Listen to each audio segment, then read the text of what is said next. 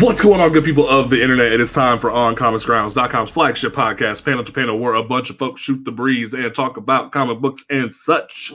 We are back once again with a brand new episode for you folks. This is actually us redoing some old stuff, but we are back once again, going back at it and talking about the history of all things. Our resident comic historian, Mary, is going to be giving us an amazing lesson for us this evening, and I am very excited for it because comic history is some of my favorite stuff to talk about. So we're going to get right into it, but before we do, don't forget you can listen to this podcast on Apple Podcasts, Google Podcasts, Stitcher Radio, Spotify, YouTube, all those great places. We're still waiting on iHeartRadio, but you know what? We'll give them a little bit of a break because we have a pandemic going on. And you can also follow us on Twitter at PTP_podcast. And you can follow the website On Comics Ground on Twitter and Instagram at On Comics Ground. And check out the website oncomicsground.com. Put some hyphens between those words where you can check out all of our previous content like reviews, opinion pieces, previews, all that great stuff. All right. My name is James Portis. To my left, we have the man who has the greatest afro in all the land, who has finally joined the amazing League of Extraordinary Laid-Off Folk.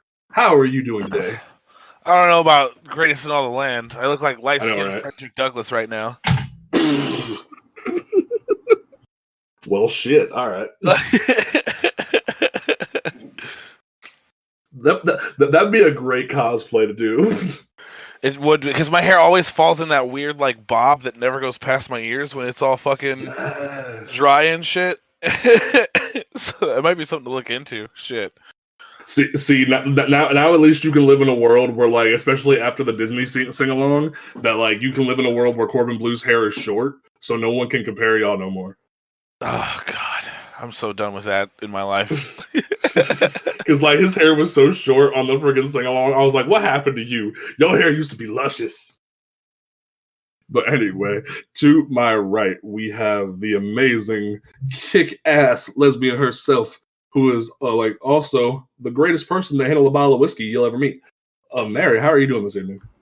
I'm okay. Like I said earlier, I'm just really tired. I need just like a 40-year nap. That would be glorious. I freaking had a migraine earlier. I literally woke up, was in pain, and went back to bed for like 5 more hours. And it was just, whew. But now I'm sipping on my mimosa cider. I am enjoying myself. We're going to get into this amazing topic. So, Mary, take us back in time. Teach us the ways of the Force. Well, I mean, if I have to. Okay. So we tried to record this episode a little bit ago, but, some audio stuff went wonky. So we're going to revisit it tonight. And we are going to talk about the birth and ultimately and death, if you will, of the Comics Code Authority. Ever since the introduction of comics as we know them in the late 30s, criticism of the medium was absolutely rampant. But the criticism of comics actually died down when the U.S. entered World War II after the attack on Pearl Harbor in 1941. As a result of this, the few comics that did exist before 1940 immediately turned into star-spangled propaganda aimed at children and teens. So to put it in perspective a little bit, Superman, which Action Comics #1 premiered in 1938 and then in 1941, so he only had actually a few years before we entered the war. And of course, World War I famously officially started in 1939.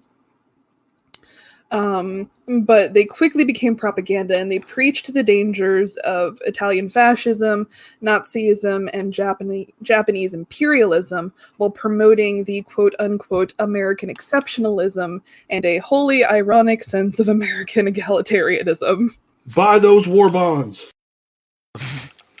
However, when the war ended and the need for propaganda was over, the criticisms returned.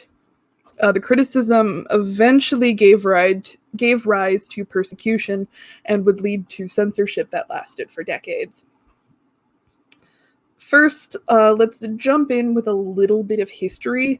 I do want to point out that comics were not completely unregulated before the Comics Code Authority.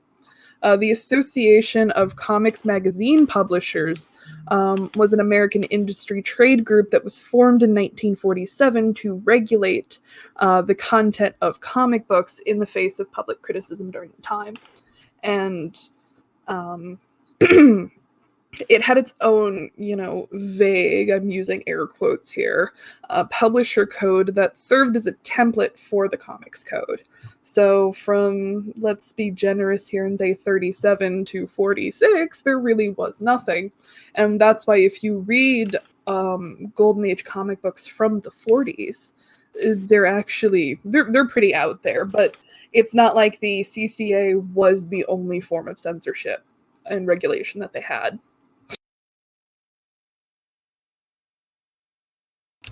The American Comic Magazine Publishers was disbanded in 1954 following the release of Fredrick Wertham's book, using air quotes here, Seduction of the Innocent, and the congressional hearings that followed after that.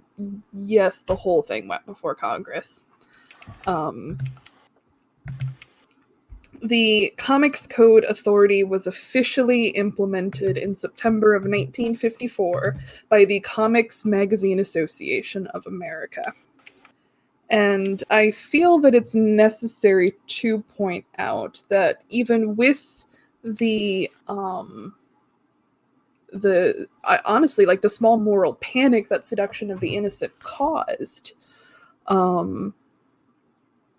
that the CCA was not government censorship. Comics came very close to government censorship, but the Comics Code Authority was actually developed by the publishers at the time.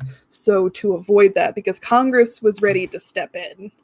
I think a good like comparison could be like how the gaming industry created the ESRB. Yes. But New York Magistrate Charles F. Murphy was a specialist in juvenile delinquency. He was tapped to head the organization to devise a self-policing, quote, code of ethics and standards for the industry. He established the CCA, basing its code on the largely unenforced code drafted by the... I can't even read my own notes. How dare you not read your own notes? I know, I told you I need a 40-year nap. But basically, like I said earlier, the foundation of the CCA was based off of the Association of Comic Magazine Publishers that I mentioned earlier. Okay. And so that's just kind of the academic crap right out of the way, because, that's really riveting stuff right there. It kind of is, to be honest. I'm sure my sexy monotone makes it all the more interesting.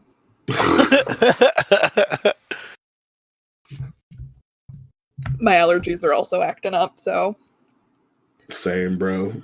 But let's jump into the nitty-gritty of the Comics Code Authority, because in Wertham's book, we'll have to do a proper episode on seduction here real soon.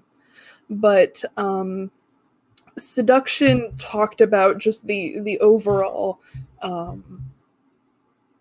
societal destruction that comics was going to cause. Can I read a quote? Shoot. The relationship of Batman and Robin was like a wish dream of two homosexuals living together. Ugh. Exactly. Jesus.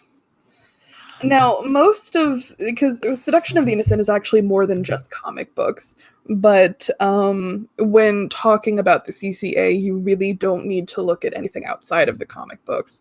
But it was crime comics that Wertham had particularly taken an interest in because, he felt that the crime comics were going to cause children to become juvenile, rapacious criminals. But he still managed to take pot shots at superheroes, specifically Superman, Batman and Robin, and Wonder Woman. The quote James just read, Wertham accused Batman and Robin of being gay in the sense of pederasty that you saw in ancient Greece. Just if you don't know what it is, just Google it. I don't really want to have to spell it out right now. Superman was a fascist along the lines of the Nazis. He compared Superman to Nietzsche's principle of the Übermensch, if you will. At one point in the book, he even snarkily says that he's surprised that it's not, Superman doesn't have the SS on his chest. And Wonder Woman, which, my personal favorite, that Wonder Woman's rejection of traditional gender roles and, stepping out of the bounds of a woman was going to encourage girls to be willful, disobedient, and turn them into lesbians. So, I guess I kind of proved right. Yeah. I am a willfully disobedient lesbian, so... How dare you? I know. But Congress actually took an interest in this because there's a senator whose name I don't remember off the top of my head. He was a very strong anti-crime senator. Was trying to bust out the gangs from the 30s and whatnot. So that was really his focus. And when he saw a very easy thing to stamp out with crime comics, he took a very big interest in that. And that's when the comic industry is like, shit, if we want to survive, we need to do something. And this is why 1954 is officially marked as the end of the golden age of comics and the birth of the silver age. So let's talk about what the Comics Code Authority actually prohibited, which is essentially everything fun. And this isn't everything. This is a few things. So the CCA prohibited dozens of themes and events, and I'm just going to rattle a couple off. The presentation of policemen, judges, government officials, and respected institutions in such a way as to create disrespect for an established authority. But it added the requirement that, quote, in every instance good shall triumph over evil, and discouraged instances of law enforcement officers dying as a result of criminal activities. Specific restrictions were placed on the portrayal of kidnapping and concealed weapons. Depictions of, quote, excessive violence were forbidden, as were, quote, lurid and unsavory gruesome illustrations. So the cops always had to win. The criminals couldn't hurt the cops. It also specifically banned all mentions of any kind of a drug, and drug-related storylines were banned. This will come back into play later. So don't forget werewolfism. Yes, don't forget werewolfism. The CCA also banned depictions of sex perversion, sexual abnormalities, and illicit sex relations, as well as seduction, rape, sadism, and masochism were all strictly forbidden. Love stories were enjoined to emphasize, quote, the sanctity of marriage, and those portraying passionate, that were portraying more passionate scenes were advised to avoid stimulating, and I quote, lower and baser emotions. Now, this one will also be important later, so just keep those two in mind. And horror and crime comics were banned entirely. Vampires, werewolves, ghouls, zombies. You know, ironically, the staple monsters of horror comics. I mean, just look at, even outside of comics, you have Dracula, Frankenstein, all of these massive horror novels. You have the movies from the 30s, but nope, they were banned outright. And in addition to this, comics could not use the words horror or terror in their titles. The use of the word crime was also subject to numerous restrictions. Now, that's not even everything. That is just some stuff. And how the code would work is that members would submit their publisher members would submit their comics to the CCA, which then screened them for adherence to the code and then authorized the use of their seal on the cover of the book if it was found to be compliant. At the height of its influence, it was the de facto censor for the US comic book industry. And it would go from 1950, this would go unchanged from 1954 until 1971, where we see our first challenge and the first chip in the exterior of the CCA. Interesting. So that's the how, the who, the what, the where, the why. And let's get into the fun part where we get to slowly watch it fall to pieces over the years. So how Marvel forced the revising of the code in 1971, and then how DC would come up to kneecap it entirely in 1989. Do you guys have any comments, questions before we move into the fun stuff? I'm still blown away by the idea that like yeah, there's those cheesy like moments in the comics that like people can pull material from, but the idea that Batman and Robin were like an ambiguously gay duo, as the joke is, like I don't really see, like, not only would that have been pedophilia, but like why would you make a statement like that? Like, yeah, there's the reports of like Wertham went to like prisons and interviewed kids, but where does he get that evidence from is something that I really want to start looking into as like another episode. Well, the his interviews and data collected for the book has been completely chipped apart. It was really shitty collected data, and I've seen some academic accusations of that he just plumb made some of it up. That this was now that has that's that's an accusation that's alleged. I have found no definitive proof that he did, and even if he did, I don't think we'd ever know. But this was pure pearl-clutching, puritanical panic. And the book's release, I mean, people were freaked the hell out about it. Because, I mean, they'd been buying their kids all of these comics just a few years ago.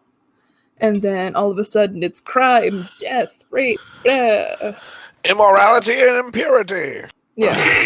I mean, I'm not saying that crime, rape, and death are a good thing. No, those are objectively bad. But... yes. But I mean, it's just so it's basically the easiest way to describe it is the panic around video games that popped up after the Columbine shooting in 1999. And it's still heavily prevalent to this day. Because there was the massacre at Columbine High School, and one of the shooters talked about how he wanted it to look like a level in Doom. And this is the late 90s when the industry's really starting to kick off into the modern age, and people found the diary entries. It was reported to the news and immediately took after the video game industry for it. And so that's why we've seen study after study come out saying that video games do not necessarily cause an uptick in violence. I mean, as someone who has played both Doom and Doom Eternal, like, yeah, it's satisfying tearing a demon in half with a chainsaw, but I don't have an urge to go out and tear my neighbor in half with a chainsaw. Like, if I remember correctly, that account is from old school Doom, not the Dooms that you're playing. oh no, I know, but like I'm just being dramatic because it's funny. Like the idea, and like I've read like a lot of the studies that say all this bullcrap. Like Call of Duty caused half the school shootings in the past few years and stuff like that. Like, come on, guys. Like I remember what was it? The recent shootings we had in the past, like during 2019, there was the footage of Trump actually saying, "Oh, we gotta regulate video games," and he was trying to like also piggyback violence onto the microtransaction situation. And I'm like, no, sir, no, this is a totally different issue. I mean, and that was an ironic misstep for him because even large chunks of his base enjoy violent video games. Yep. But I do think special praise needs to be paid to EC Comics. And EC was famous for their crime and terror comics. And in the April-May issue of Suspense Stories, they dropped what is known as the most infamous cover in comic book history. Suspense Stories number 22, the cover features a man holding an axe, and in his other hand is the head of the woman he just decapitated. Mm-hmm. It's gruesome. You could Google it. Like, it is a very gruesome cover. And they slipped this out right before the CCA was founded. And the book itself these days is so rare and so expensive, it is ungodly. Damn. I had a friend who works at a comic shop, and she sent me a picture because some guy brought it in. He had a copy, and he brought it in. And she's like, it's this book. But, and after the CCA was released, EC went out of business very soon after, if I remember correctly. So, but, gruesome details aside. But, the video game debate following Columbine is probably one of the easier modern comparisons I can make. Yes, there was no disaster to back up Wertham's claims, but the moral panic surrounding the two mediums was the same with the comics and video games. That's the comparison I'm trying to make. I just want to make that clear. Right. Well, I mean, like, the sad truth is that since then, we do have like a tragedy compared to. I believe it was Aurora, Colorado, where the dude was claiming to be the Joker, the Batman shooter. Yeah, that shit was whack. Them and Congress would have had a field day if that kind of stuff happened around his time. Mm-hmm. I mean, that was a weird one for me. And I'm not trying to say that any of these shootings aren't weird, but I had gone to see the midnight release of the movie as well. And so we leave the theater and we're talking about the movie, and then standing outside the theater, a lot of people are staring at their phones and freaking the hell out because that's when the news started to hit. Damn. So, yeah, so that one was intense. I think the only like close comparison to the situation could possibly be like the demonic comparison that a lot of people made to Magic the Gathering back in the day. But even then, the idea of trying to say that comics or video games or magic could be the reason why children are running amok in society is just kind of dumb. Like I said, it's all puritanical panic. But let's go ahead and jump back into it before we dive too far into depression and horror and whatnot. Fair enough. But in 1971, Marvel Comics was the first to issue a real challenge to the CCA. According to CMAA files, Marvel asked for permission to publish a Spider-Man story arc about drug abuse, but was very quickly denied. The request, however, triggered a review of the code, and revisions were crafted in December of 1970, and publishers agreed that a new code would go into effect on February 1st of 1971. The 1971 code relaxed restrictions on crime comics and lifted the ban on horror comics. It still prohibited the use of the words horror and terror in titles, however. Also, the liberalized standards on sex reflected changes in society, because, I mean, we had the sexual revolution of the 60s. Mm-hmm. After the Spider-Man controversy, the CMAA added a section on how to handle the depiction of drug use.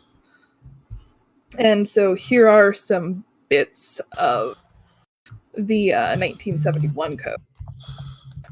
All scenes of horror and excessive bloodshed, gory or gruesome crimes, depravity, lust, sadomasochism, etc., still prohibited. All lurid, unsavory, gruesome illustrations shall be eliminated.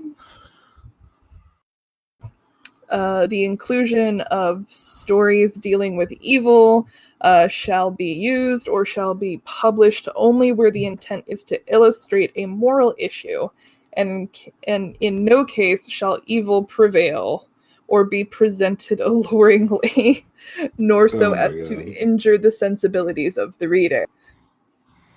So it's just bland storytelling, and this is why I actually have a very strong dislike for the Silver Age.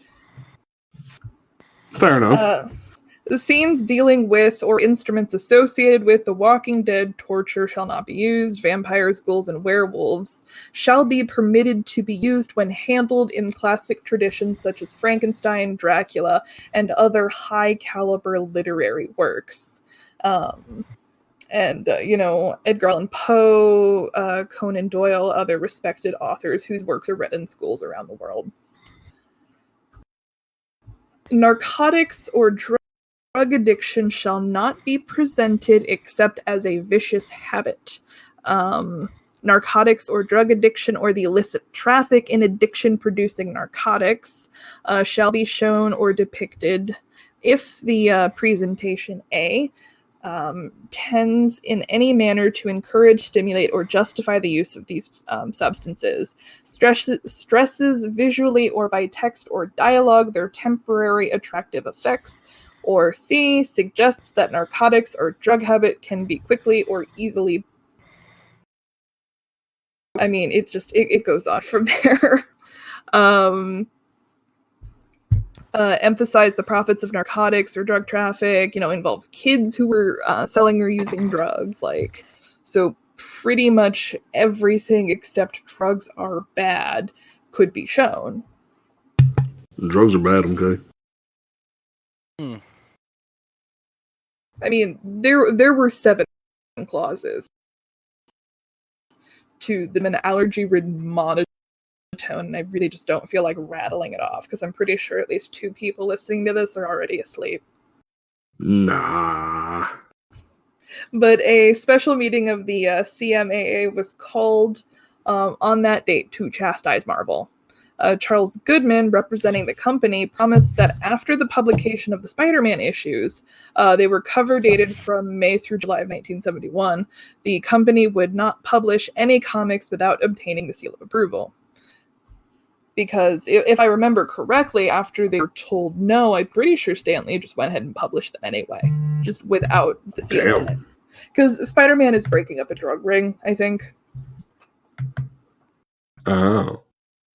But that was the first time the code was revised, and it really sounds like these were really minor changes, but the cracks are beginning to show. And in 1989, DC takes a baseball bat to the CCA, and this is such a complicated thing. This is a super streamlined version, believe it or not. But during the late 70s and the early 80s, only 4 publishers were still active under the Comics Code Authority. That was Archie, Marvel, Harvey, and DC. However, a major change in comic book distribution made it possible for publishers to sell comics without the seal of approval. That change was direct market distribution, or comic book shops. Ooh.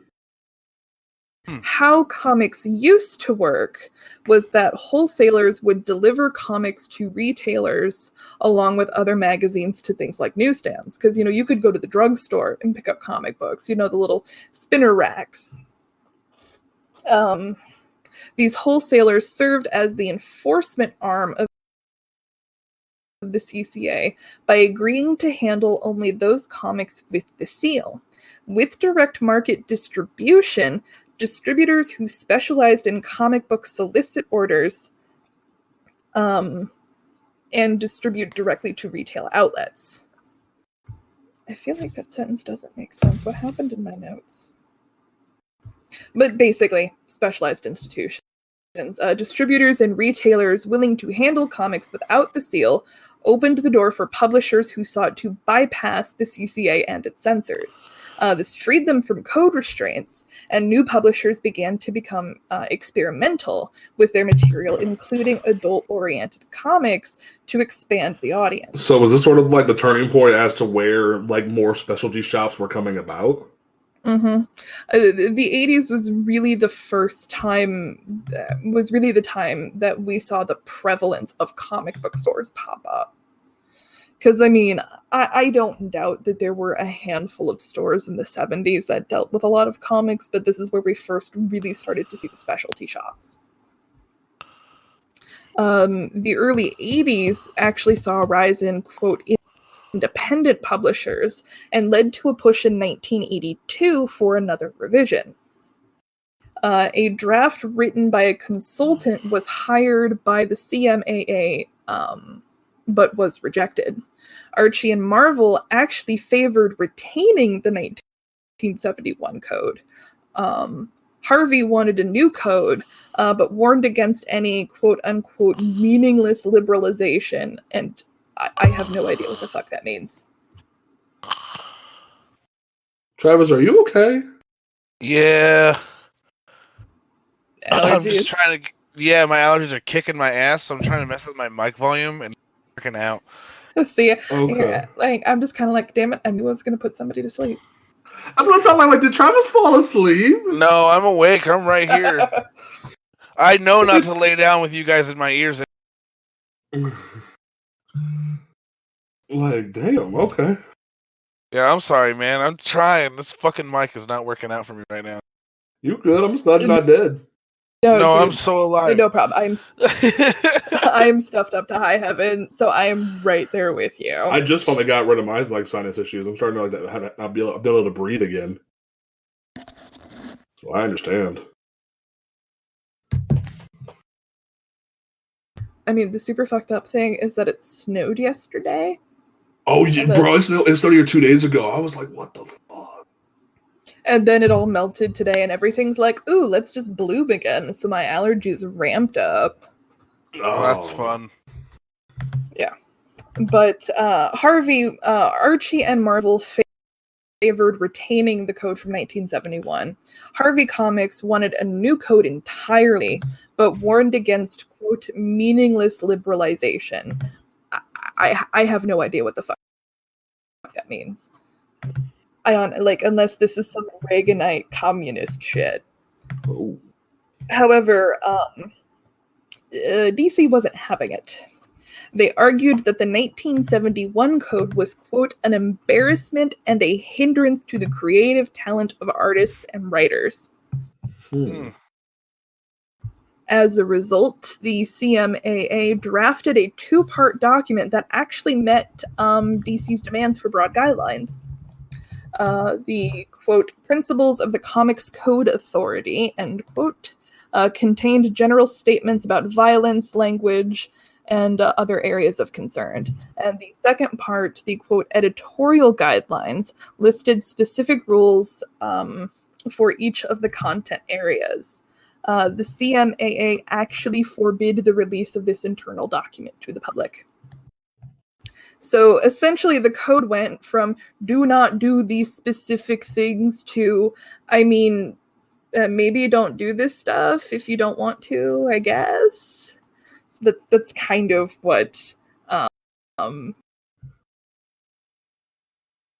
That's a big-ass drop in restriction there. And now, up until this point, Did Mary die? No, Mary, where'd you go? I've been talking this whole time. Oh, you like dropped out for like a solid like 2 seconds there. Oh no. Okay.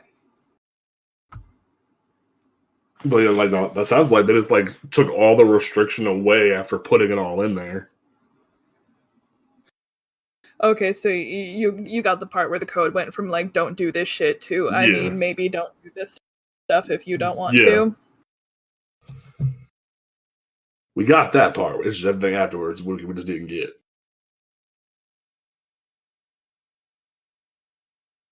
And now she's gone again. No. Able to be addressed directly before. Am I still going out? Well, you just came back at the addressed before. What the hell? The hell? But no, the 89 revision removed the bans on homosexuality. And that was huge because this had never really been addressed before.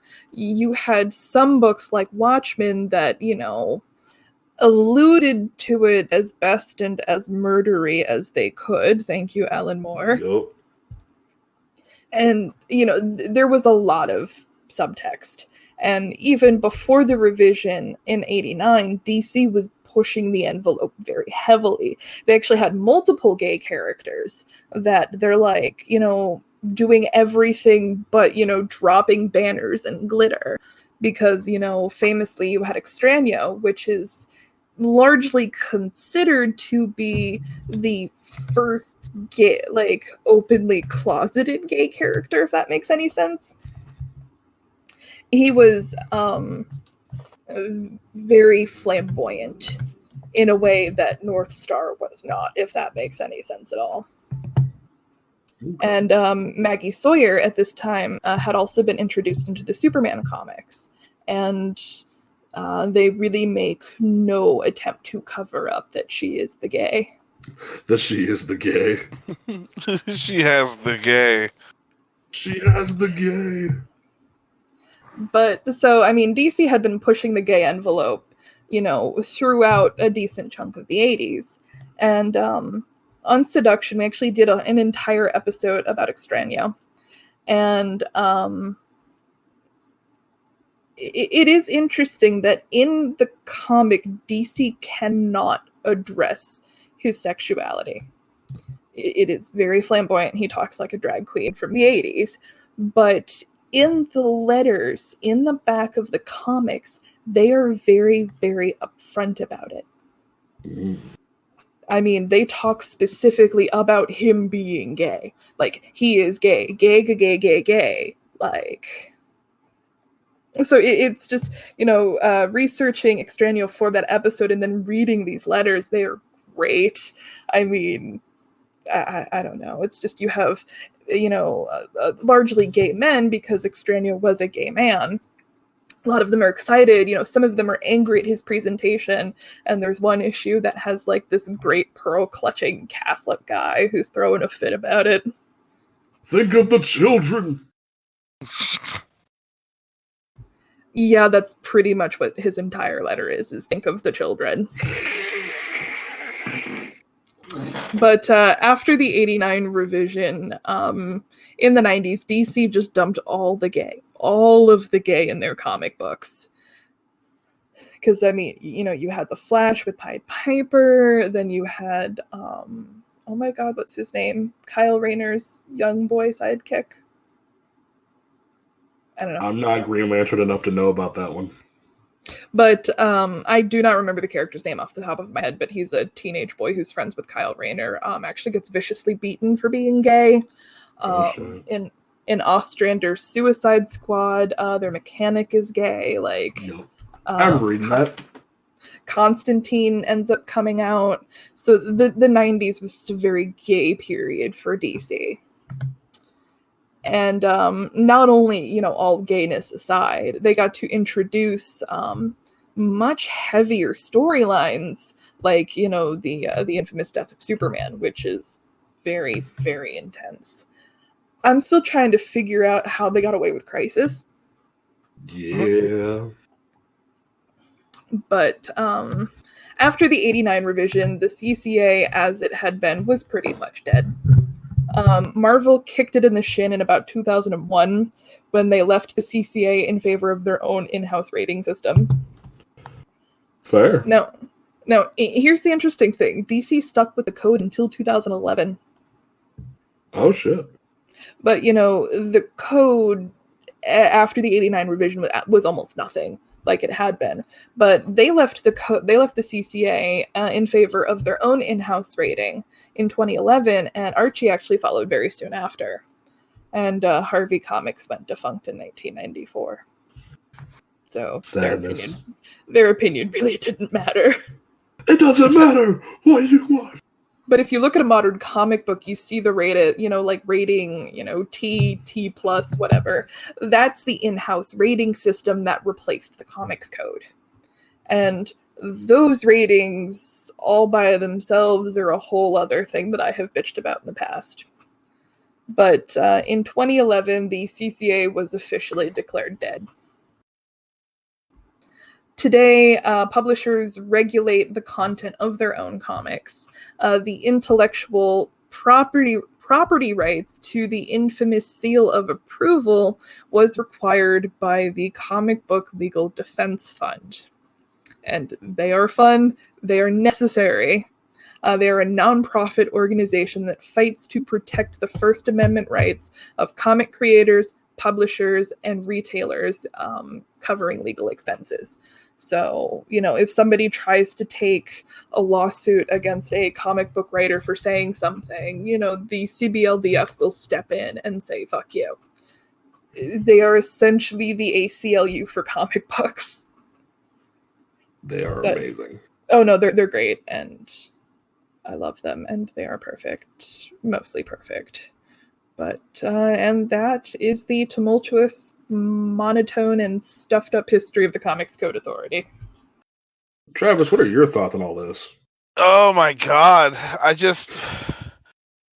don't know, man. Why do people try to censor things like this all the damn time? Think of the children, Travis. Think of them! But your children aren't going to be more or less gay from the media they consume. In fact, you holding them back is going to drive them to more extremes. At least that's the kid I was. I mean, it's not even about the gay stuff. It's like the drugs, the violence, the horror, the women's independence. All of it. Think of the children, Travis. I mean, Batman's first issue, he beat a man through a guardrail into a vat of acid and went, fuck it, that's what he gets. That happened! I love 30s Batman. So I don't know, man. It's hard for me to really wrap my head around it when comics kind of started in a manner where they were already pretty fucking dark. True. Well, I mean, in Action Comics #1, Superman actually busts up a domestic violence situation. And, the husband, he throws him against the wall and says, "You're not fighting a woman now," and then promptly beats the shit out of him. Damn. Right, that's not a very, what about little Timmy that didn't want to see mommy and daddy fight and now has Clark Kent beat the shit out of his dad? I don't know. It all feels like a weird runaround to try to protect the children, but it's really more so about adult sensibilities at the time, which were also heavily flawed. Well, also, I mean, after World War II, we immediately entered into the Cold War, so there was a huge step to the right. Yep. But I mean, the crazy right. I'm digging a hole here, but there was a huge step towards social conservatism, I guess is a better way to put that, because right. Scares and lefties and commies, and we need to. You don't want to be a damn commie, and lefties are damn commies. Exactly. You damn communist.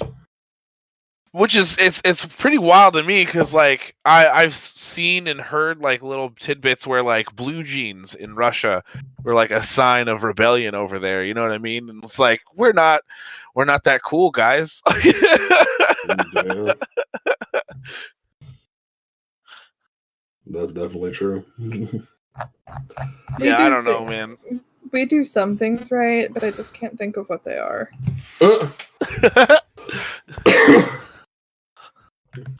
No, just like and now that we're in this weird ass age where you see the current landscape of comics, like not like like the pandemic side, but like the era I guess before what just happened, where you had the nonsense of alt-right movements coming in and trying to push their mindset, almost like they're trying to institute their own version of the CCA, like no gay shit, no, like women can't be this way, and yada yada. It's almost like history try to repeat itself in a weird way. Yeah, I'd say so. And like a weird like other half of that is with the resurgence of, I'll quote the old terms, lefty liberalistic comic books.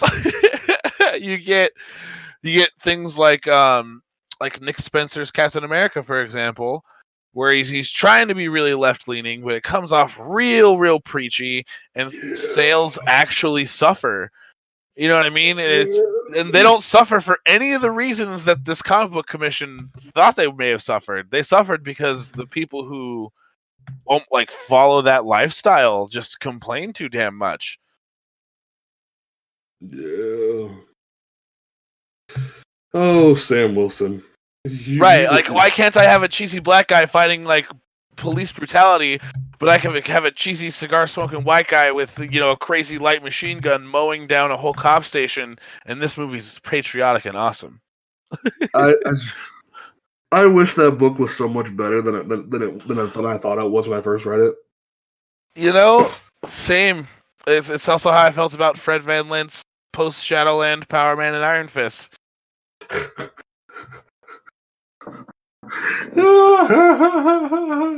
I'll never forgive him for that. Mary, you should go listen to the preview episode of Blur Grounds where me and Travis ripped into that shit. Oh Lord! I kind of want to do an episode about those 5 issues one of these. I'm down. Shit, we can do it next week. So bad. It's literally like, I'm an angry ass young black kid, and I'll never do what you say. And then, like, towards the end, he's like, "Hey, master, I need your help." It's like, all right, this is poorly written. Who fucking co-signed this? I'm down. We can do that. Okay, so I guess that's next week's episode. All right, Mary, is there anything you want to end this on before we wrap up? Mary, did you die? Mary, I'm here. Hold your horses. Yes. Don't die on us, Mary. We need you. I'm talking. Yes, let's. But I don't know. Comic history is both absolutely fascinating and ridiculously boring and litigious all at the same time. So I'll have to try and see. I see how people can see it as boring, but I love listening to this shit. Like, I mean, talking in a bland voice about comic censorship isn't really all that sexy of a topic. I mean, but people should still know how to watch out for Karen's Karening. Yes. This is Wertham, the ultimate comic Karen. Oh my god, yes! When you level up, you stop being a Karen and you become a... You become a what? You cut out. Oh, yeah, there it is. So next week's going to be a fun one, y'all. Don't forget that you can listen to this podcast on Apple Podcasts, Google Podcasts, Stitcher Radios, not SoundCloud. I almost said SoundCloud. I don't know why. Spotify, YouTube, all those great things. You can follow us on Twitter at PTP_podcast. You can follow the website On Comics Ground on Twitter and Instagram at On Comics Ground. And you can check out the website oncomicsground.com with some hyphens between those words for me, please, where you can check out all of our reviews, previews, solicitations, all that great stuff. Mary, what is your closing statement for this episode of Panel to Panel? Wertham was a Karen? Yes. That's a great way to end that. Travis, what is your closing statement for this episode? I'm gonna springboard off of that and say Wertham is the Grand Wizard of Karens. Oh my god. Okay. And my closing statement is that was funny as hell. But also support your local comic book shop in any way you can. Do some mail orders. Do some like online shopping through Comixology if you can. Stay safe, y'all. Wash your damn hands, and we will catch y'all next time right here at Panel to Panel. Peace out.